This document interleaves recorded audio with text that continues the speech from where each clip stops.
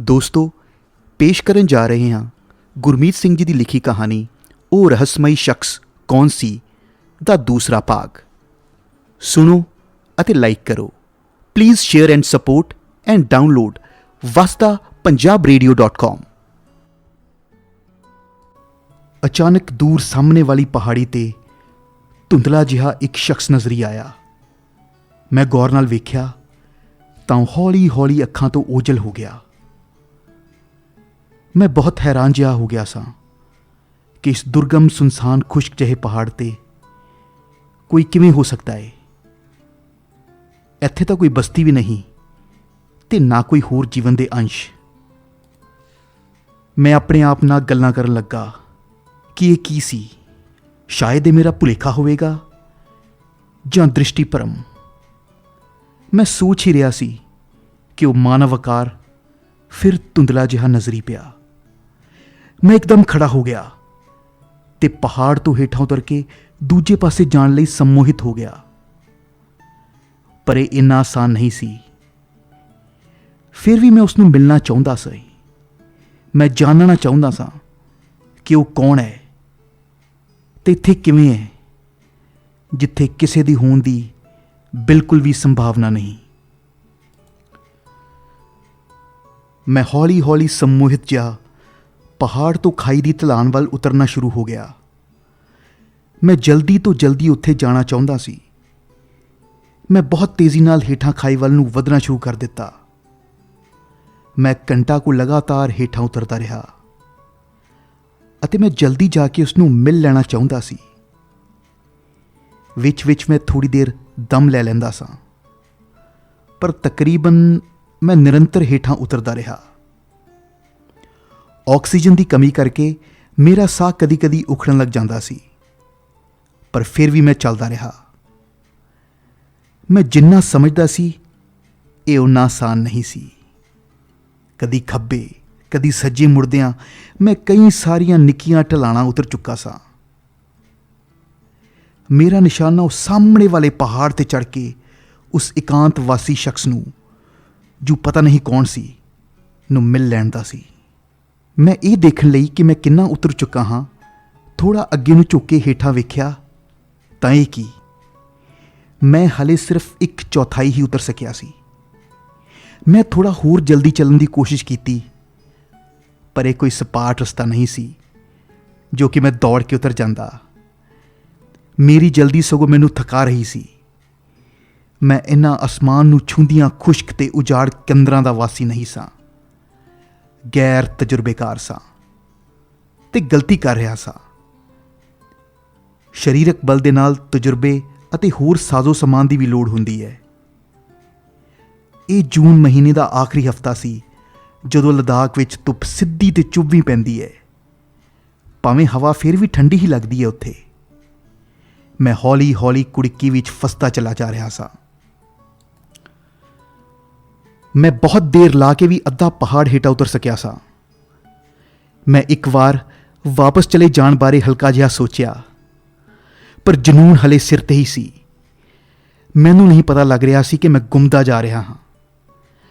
ਜਦੋਂ ਮੈਂ ਕਰੀਬ ਤੀਜਾ ਹਿੱਸਾ ਉਤਰ ਚੁੱਕਾ ਸਾਂ ਤਾਂ ਮੈਨੂੰ ਪਿਆਸ ਲੱਗੀ।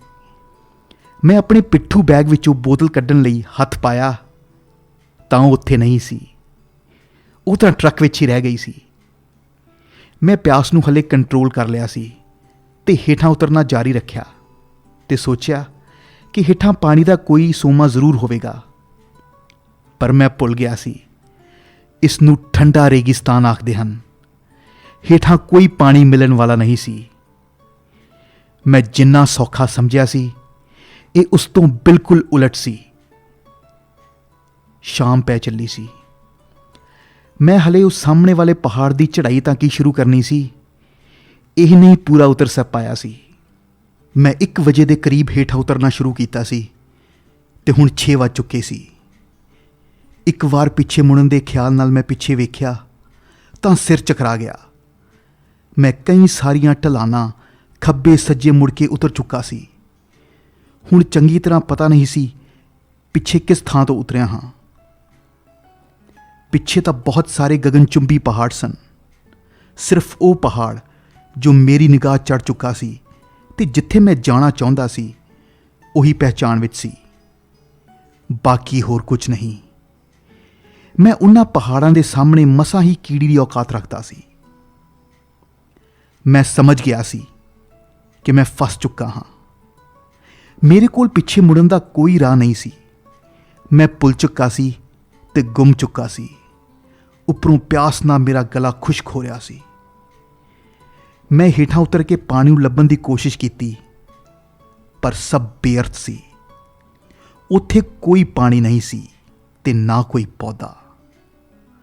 ਕੁਝ ਦੇਰ ਨੂੰ ਹਨੇਰਾ ਪੈਣ ਵਾਲਾ ਸੀ। ਮੇਰੇ ਕੋਲ ਸਮਾਂ ਖਰਾਬ ਕੀਤੇ ਬਿਨਾਂ ਅੱਗੇ ਵਧਦੇ ਰਹਿਣ ਤੋਂ ਇਲਾਵਾ ਕੋਈ ਚਾਰਾ ਨਹੀਂ ਸੀ, ਕਿਉਂਕਿ ਹੁਣ ਮੈਂ ਅੱਧ ਵਿੱਚ ਸਾਂ। ਪਹਾੜ ਇੱਧਰ ਚੜ੍ਹਾਂ ਜਾਂ ਉੱਧਰ, ਇੱਕੋ ਹੀ ਗੱਲ ਸੀ। ਬਸ ਫਰਕ ਇਹ ਸੀ ਕਿ ਜਿੱਧਰ ਜਾਣਾ ਸੀ ਉਸ ਦਾ ਪਤਾ ਸੀ, ਜਿੱਧਰੋਂ ਆਇਆ ਸਾਂ ਉਹ ਨਹੀਂ ਯਾਦ ਸੀ। ਮੈਂ ਭੁੱਖ ਅਤੇ ਤ੍ਰੇਹ ਨਾਲ ਬੇਹਾਲ ਹਾਲਤ ਵਿੱਚ ਅਗਲਾ ਪਹਾੜ ਚੜ੍ਹਨਾ ਸ਼ੁਰੂ ਕਰ ਦਿੱਤਾ। ਜਲਦੀ ਹੀ ਹਨੇਰਾ ਉਤਰ ਆਇਆ ਸੀ। ਮੈਂ ਸੌਣ ਵਾਸਤੇ ਕੋਈ ਜਗ੍ਹਾ ਦੀ ਤਲਾਸ਼ ਕਰਦਿਆਂ ਚੜ੍ਹ ਰਿਹਾ ਸੀ। ਪਿੱਛੇ ਪਿੱਛੇ ਤੁਰੀ ਆਉਂਦੀ ਮੌਤ ਦੀ ਆਹਟ ਨੂੰ ਜਿਵੇਂ ਮੈਂ ਆਪਣੇ ਨਾਲ ਵਾਧਾ ਮਹਿਸੂਸ ਕਰਨ ਲੱਗ ਪਿਆ ਸੀ। ਮੈਂ ਉੱਚੀ ਆਵਾਜ਼ ਵਿੱਚ ਬੋਲਿਆ, ਕੋਈ ਹੈ? ਕੋਈ ਹੈ? ਪਰ ਕੋਈ ਨਹੀਂ ਸੀ ਜੋ ਮੇਰੀ ਆਵਾਜ਼ ਨੂੰ ਸੁਣ ਸਕਦਾ। ਮੇਰੀ ਆਵਾਜ਼ ਜਿਵੇਂ ਐਡੇ ਵੱਡੇ ਖਿਲਾਅ 'ਚ ਕਿਤੇ ਨਹੀਂ ਜਾ ਰਹੀ ਸੀ। ਕੁਝ ਦੂਰੀ ਤੱਕ ਜਾ ਕੇ ਹੀ ਦਮ ਤੋੜ ਰਹੀ ਸੀ। ਪੂਰਾ ਜ਼ੋਰ ਲਾ ਕੇ ਵੀ ਮੇਰੀ ਆਵਾਜ਼ ਐਡੇ ਵੱਡੇ ਵਿਸ਼ਾਲ ਪਹਾੜੀ ਰੇਗਿਸਤਾਨ ਵਿੱਚ ਸਿਰਫ ਕੁਝ ਕਦਮਾਂ ਤੱਕ ਹੀ ਜਾ ਪਾ ਰਹੀ ਸੀ। ਆਵਾਜ਼ ਨਾਲ ਟਕਰਾਉਣ ਲਈ ਉੱਥੇ ਕੋਈ ਚੀਜ਼ ਨਹੀਂ ਸੀ। ਬਦਹਵਾਸੀ ਵਿੱਚ ਮੈਂ ਇੱਧਰ ਉੱਧਰ ਵੇਖਦਾ ਪਹਾੜ ਚੜ੍ਹਨ ਦੀ ਕੋਸ਼ਿਸ਼ ਕਰ ਰਿਹਾ ਸੀ। ਮੈਂ ਉੱਪਰ ਚੜ੍ਹਨਾ ਉਦੋਂ ਤੱਕ ਜਾਰੀ ਰੱਖਿਆ ਜਦੋਂ ਤੱਕ ਕਿ ਹਨੇਰਾ ਨਾ ਪੈ ਗਿਆ ਤੇ ਮੈਨੂੰ ਦੇਖਣ ਵਿੱਚ ਪਰੇਸ਼ਾਨੀ ਨਾ ਹੋਣ ਲੱਗ ਪਈ। ਇਹ ਆਪਣੇ ਆਪ ਵਿੱਚ ਖਤਰਨਾਕ ਕੰਮ ਸੀ। ਥੋੜੀ ਜਿਹੀ ਗਲਤੀ ਨਾਲ ਮੈਂ ਹੇਠਾਂ ਫਿਸਲ ਕੇ ਵੱਡੀ ਮੁਸੀਬਤ ਵਿੱਚ ਫਸ ਸਕਦਾ ਸੀ, ਜਿੱਥੋਂ ਮੈਨੂੰ ਬਚਾਉਣ ਵਾਸਤੇ ਕਿਸੇ ਨੇ ਵੀ ਆਉਣਾ ਸੀ। ਬਸ ਥੋੜੀ ਜਿਹੀ ਹੋਰ ਉੱਪਰ ਚੜ੍ਹਨ ਤੇ ਇੱਕ ਪਹਾੜੀ ਖੋੜ ਜਿਹੀ ਦਿਸੀ। ਮੈਨੂੰ ਜਿਵੇਂ ਰਾਤ ਕੱਟਣ ਦੀ ਥਾਂ ਨਹੀਂ ਸਗੋਂ ਖਜ਼ਾਨਾ ਲੱਭ ਗਿਆ ਹੋਵੇ। ਮੈਂ ਉਸ ਖੋੜ ਵਿੱਚ, ਜੋ ਸ਼ਾਇਦ 7-8 ਫੁੱਟ ਚੌੜੀ ਤੇ ਕੋਈ 24-25 ਫੁੱਟ ਲੰਬੀ ਹੋਵੇਗੀ, ਪਰ ਮੇਰੇ ਕੋਲ ਰੋਸ਼ਨੀ ਦਾ ਕੋਈ ਹੋਰ ਸਾਧਨ ਵੀ ਨਹੀਂ ਸੀ ਅਤੇ ਮੇਰੇ ਕੈਮਰੇ ਦੀ ਫਲੈਸ਼ ਵਾਲੀ ਬੈਟਰੀ ਵੀ ਲਗਭਗ ਖਤਮ ਹੋ ਚੁੱਕੀ ਸੀ। ਇਸ ਲਈ ਮੈਂ ਉਸ ਹਨੇਰੇ ਵਿੱਚ ਅੰਦਰ ਅੱਗੇ ਜਾਣਾ ਤੇ ਹੋਰ ਪਰੇਸ਼ਾਨੀ ਵਿੱਚ ਫਸਣਾ ਚੰਗਾ ਨਹੀਂ ਸਮਝਿਆ। ਇਹ ਪਹਾੜੀ ਖੋੜ ਮੇਰੇ ਲਈ ਇੱਕੋ ਸਮੇਂ ਜੰਨਤ ਅਤੇ ਦੋਜ਼ਖ ਦੋਵੇਂ ਸੀ। ਜੰਨਤ ਇਸ ਲਈ ਕਿ ਮੈਂ ਰਾਤ ਨੂੰ ਚੱਲਣ ਵਾਲੀਆਂ ਤੇਜ਼ ਠੰਡੀਆਂ ਹਵਾਵਾਂ ਤੋਂ ਅੰਦਰ ਸੁਰੱਖਿਅਤ ਬੈਠਾ ਸਾਂ, ਅਤੇ ਪਹਾੜ ਦੇ ਕਿਸੇ ਥਾਂ ਫਸ ਕੇ, ਲਟਕੇ ਰਹਿ ਕੇ ਜਾਂ ਬੈਠ ਕੇ ਰਾਤ ਕੱਟਣ ਨਾਲੋਂ ਆਰਾਮ ਨਾਲ ਲੇਟ ਕੇ ਤੇ ਬਹਿ ਕੇ ਰਾਤ ਕੱਟ ਸਕਦਾ ਸਾਂ। ਤੇ ਦੋਜ਼ਖ ਇਸ ਲਈ ਕਿ ਇਸ ਦੇ ਅੰਦਰੋਂ ਅਜੀਬ ਜਿਹੀ ਹਵਾੜ ਲਗਾਤਾਰ ਆ ਰਹੀ ਸੀ, ਤੇ ਨਾਲ ਹੀ ਇਹ ਵਹਿਮ ਪੈ ਰਿਹਾ ਸੀ ਕਿ ਇਹ ਕਿਸੇ ਜਾਨਵਰ ਦੀ ਥਾਂ ਨਾ ਹੋਵੇ ਜੋ ਕਿ ਸੰਭਾਵੀ ਰੂਪ ਨਾਲ ਭਾਲੂ ਹੋ ਸਕਦਾ ਸੀ। ਇਹ ਖਿਆਲ ਨੇ ਮੈਨੂੰ ਚੈਨ ਨਾਲ ਬੈਠਣ ਅਤੇ ਸੌਣ ਨਾ ਦਿੱਤਾ। ਜੇ ਕੁਝ ਪਲੇ ਖਿਆਲ ਮੈਨੂੰ ਭੁੱਲਦਾ ਵੀ ਤਾਂ ਉਸ ਦਾ ਕਾਰਨ ਸਿਰਫ ਅੰਤਾਂ ਦੀ ਭੁੱਖ ਅਤੇ ਪਿਆਸ ਹੀ ਹੁੰਦਾ।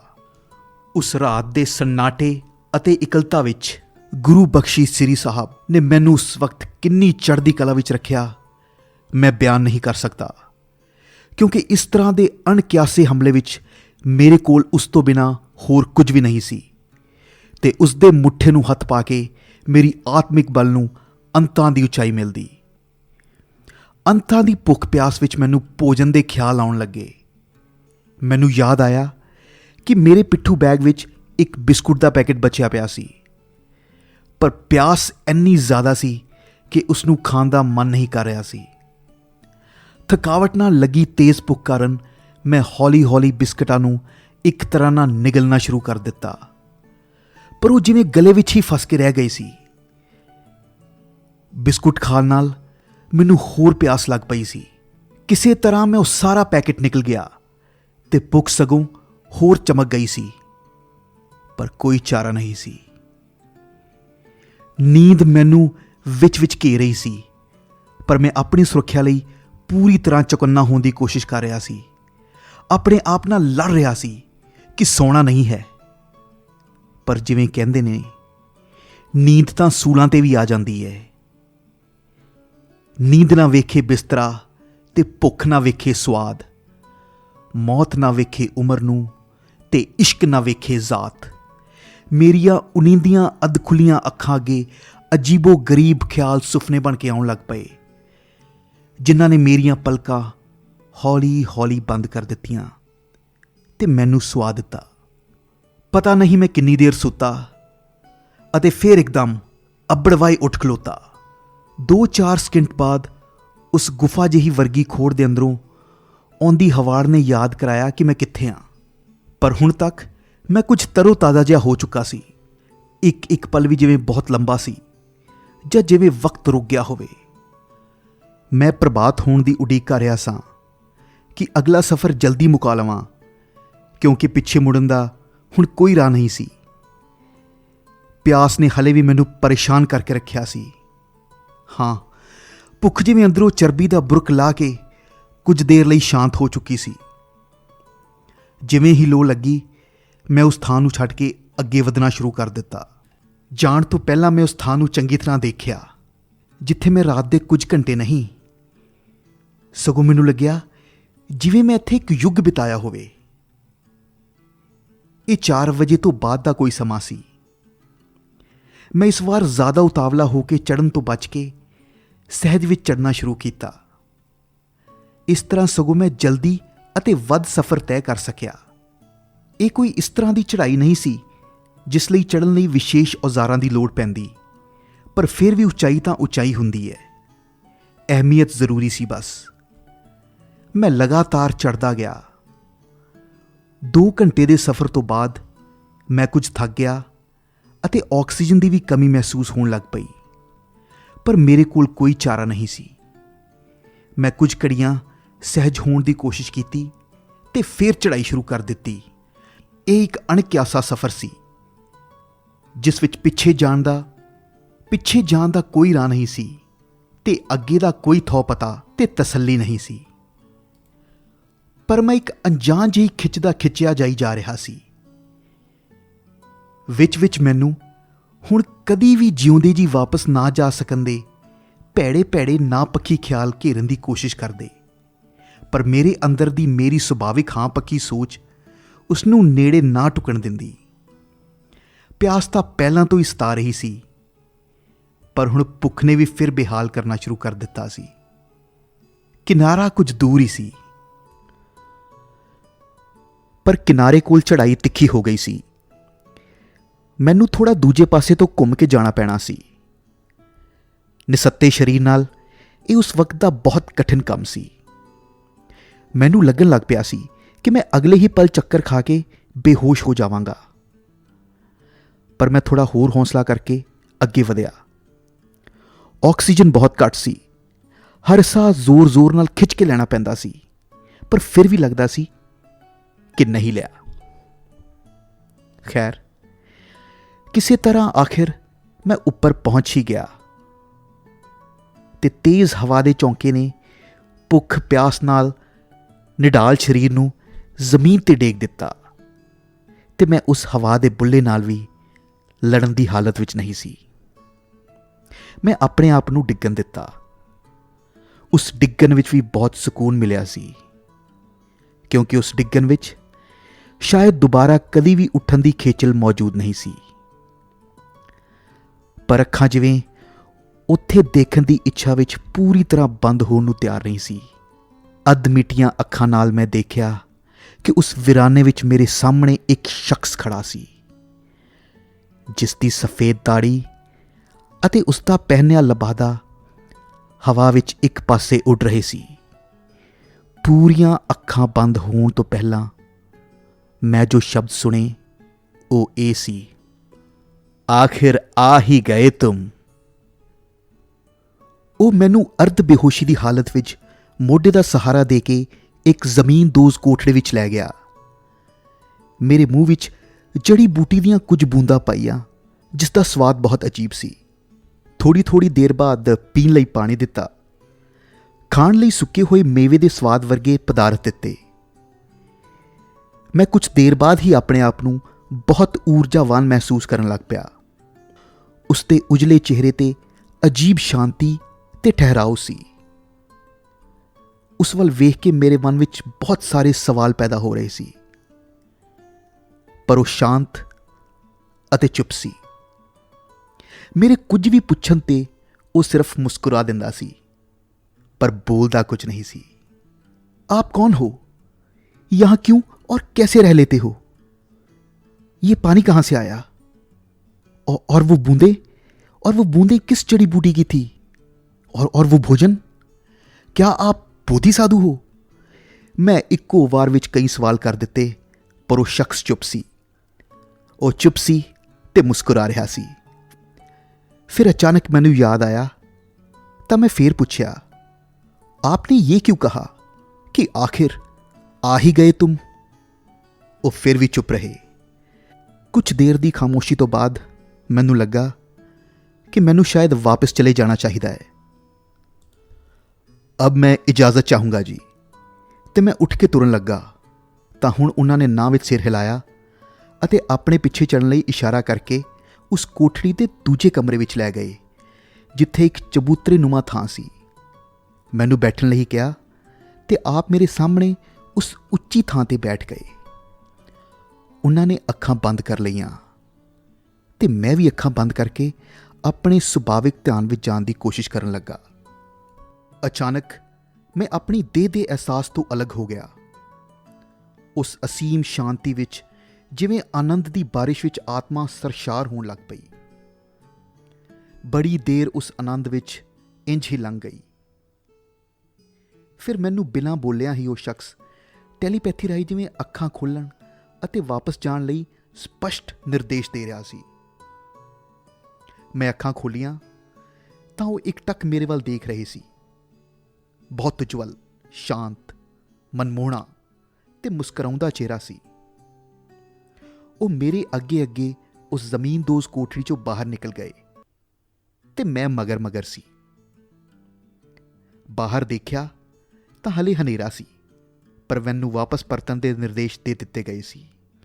मैनू मेरा पिट्ठू बैग फड़ाउंदियां वो बोले, अब जाओ और ये पगडंडी पे चलते रहना।